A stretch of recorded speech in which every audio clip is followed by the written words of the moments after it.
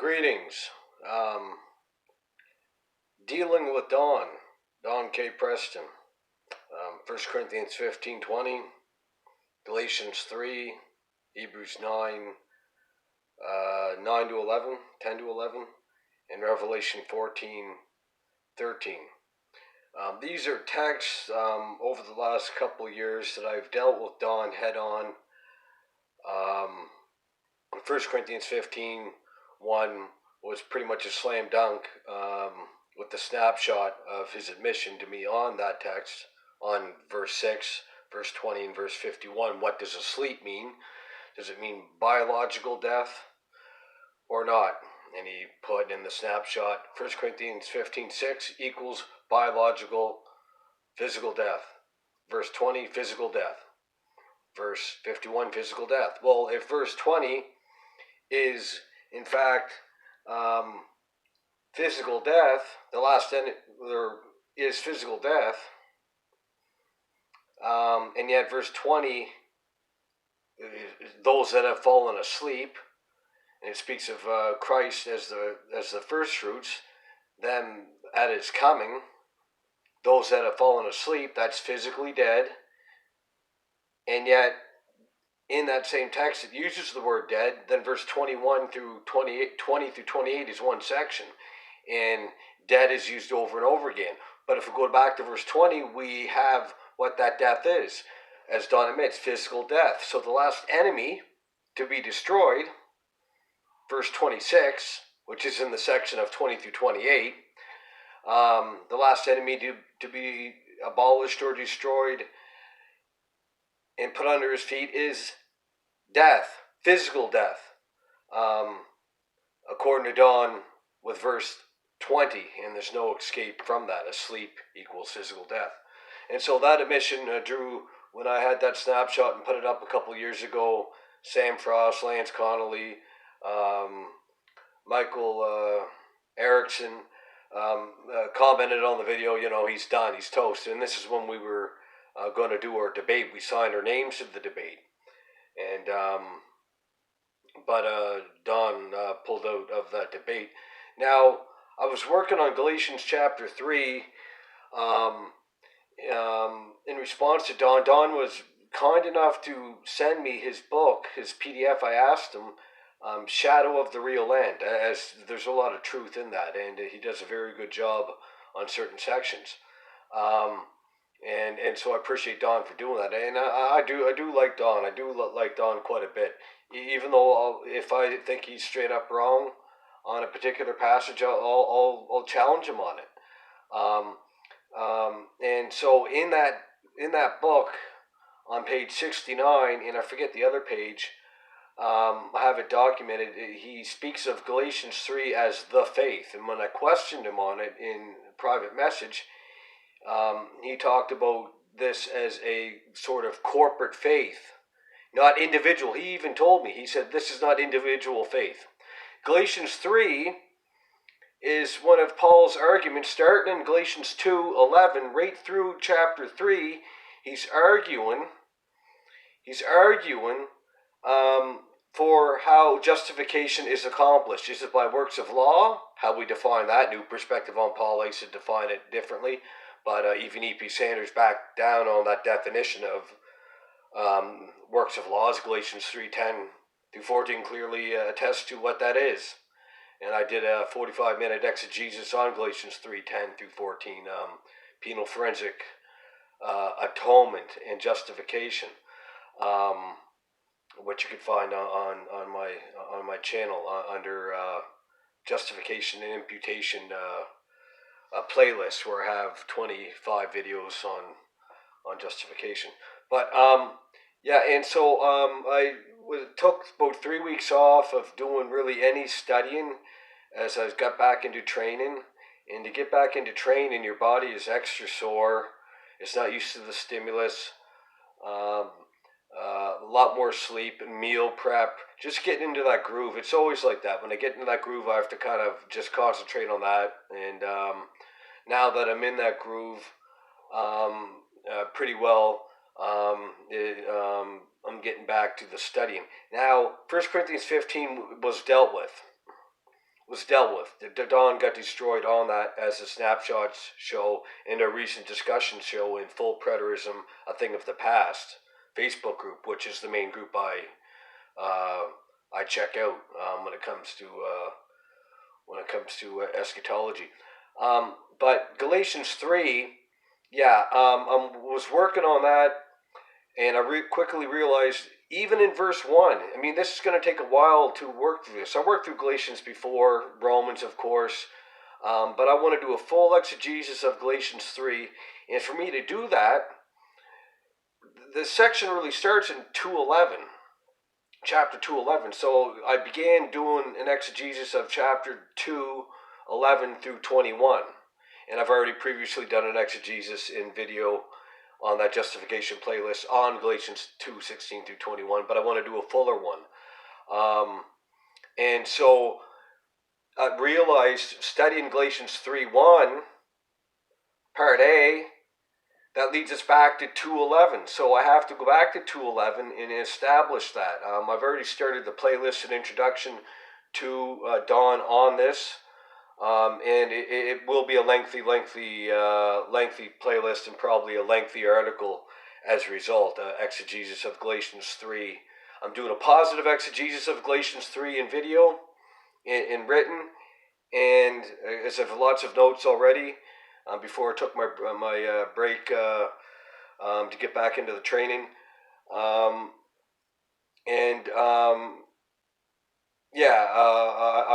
will do a positive exegesis, and I will deal with what Don has said in his work and what he has told me. As this is amazing. Think about this. Galatians 3, speaking of your personal salvation and mine, justification, and being adopted. And he's saying it's not individual, but it was corporate, and he speaks of the faith. It did not, the faith, corporate, and it is an accurate translation, but the faith, and he's missing a word there, I forget the word in verse 23. It's not the faith, it's something the faith. But he says this is corporate Israel in AD 70 being fully justified. So Don has justification as not personal. Adoption is not personal.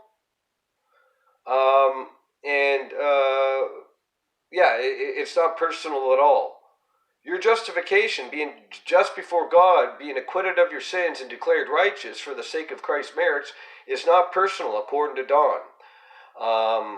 It was for corporate Israel 40 years later. And of course I'm going to destroy that, because no commentators ever come across that.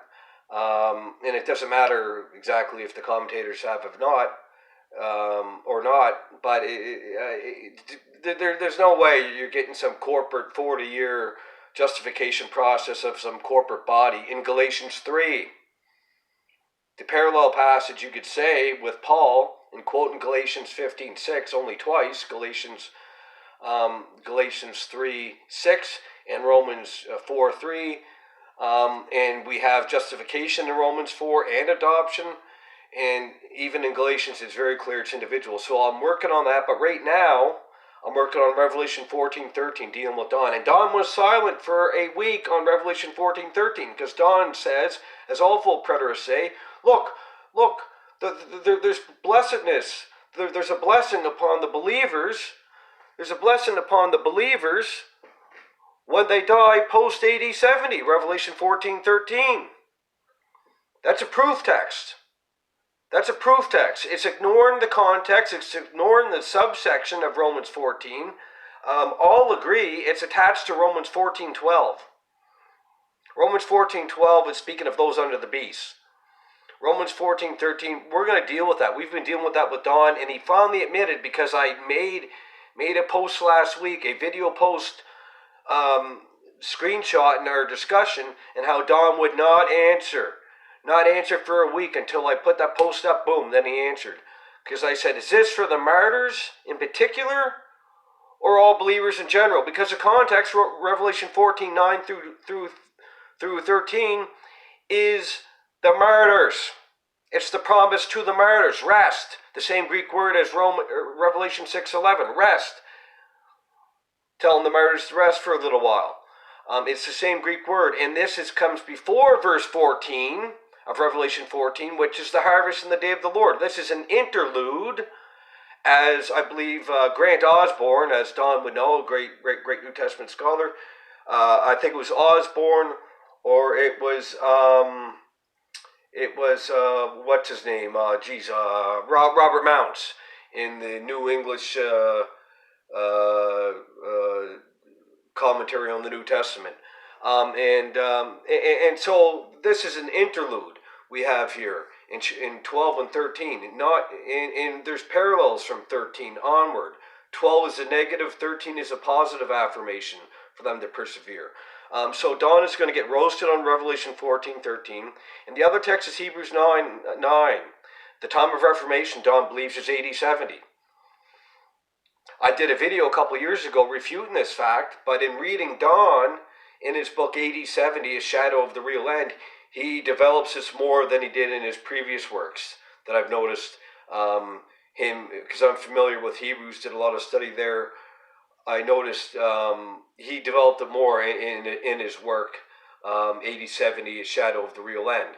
But very quickly, Hebrews 9, the time of Reformation. See, Don says the outer tabernacle, that there could not be entrance into the most holy place until the outer tabernacle, he believes is the actual temple in Jerusalem, is destroyed. Is that what the text says? The text talks about the outer tabernacle, 1 verse 8, where the priests ministered daily. Then speaks of the time of Reformation, verse 11. Then verse 12, it says, but Jesus, coming as a high priest of better things to come, entered, not with bulls and calves, but with his own blood, into the most holy place, to Hagia. That's the time of Reformation, when with the work of Christ and him ascending and putting his blood on the mercy seat. You have in Hebrews 9, Hebrews chapter 9, you have the outer tabernacle, the priests daily represented the old covenant. The inner tabernacle, the most holy place, represents the new covenant. And the Day of Atonement, yearly sacrifice, which was once and for all. And we also know from Hebrews that they could enter the most holy place, and did, because of the work of Christ. This is similar to the Adventist Investigative Judgment, SDA Investigative Judgment, 1844 doctrine, where they say, well, he didn't enter the most holy place until 1844. Well, Hebrews 4:14, Hebrews 6:19 through 20, Hebrews 10. Very clearly, especially Hebrews 5 through 10, speaking of the Christ and his humanity, the Levitical priesthood. But then Hebrews 8 through 10, the Day of Atonement, very clearly he entered the most holy place as we could enter, as he's an anchor that we might enter behind the veil behind him. And so these are 4 passages that I have problems with Don Preston, but I will be dealing with Revelation 14:13. I'm back into the groove of training, of my training regimen. So I will be, we're still dialoguing on Revelation 14:13. I'm going to deal with this very quickly, then try to slowly put out videos and material on Galatians chapter 3. Beginning with Galatians 2:11 through 21, and exegesis of that. And I'd like to have this stuff in written form as well. But Don has been gracious to me, despite our disputes and that, and there's many things I agree with Don on, and have learned from Don on certain aspects, but there's many texts that I disagree with, and of course it's covenant eschatology, corporate body view, and full preterism in general. As people ask me, what's your position? I just made up the term, I'm a strong partial preterist. A Gary DeMar type, who, and I guess I kind of think like him, in a way. I'm not trying to systematize eschatology anymore. I'm going by text basis, even though I might be inconsistent here. I'm going by text basis. I'm sick and tired of trying to systematize eschatology, which is impossible. which is impossible. Um, but yeah, these are 3 or 4 passages that Don and I that most people wouldn't pick out. I noticed reading his book, Galatians 3 would be a problem. But most people don't pick out these things. Time of Reformation, Galatians 3. I'm just glad I do as much reading as possible, and I notice these things when I'm reading as I take notes and whatnot. But Revelation 14:13, we already have 3 videos on that.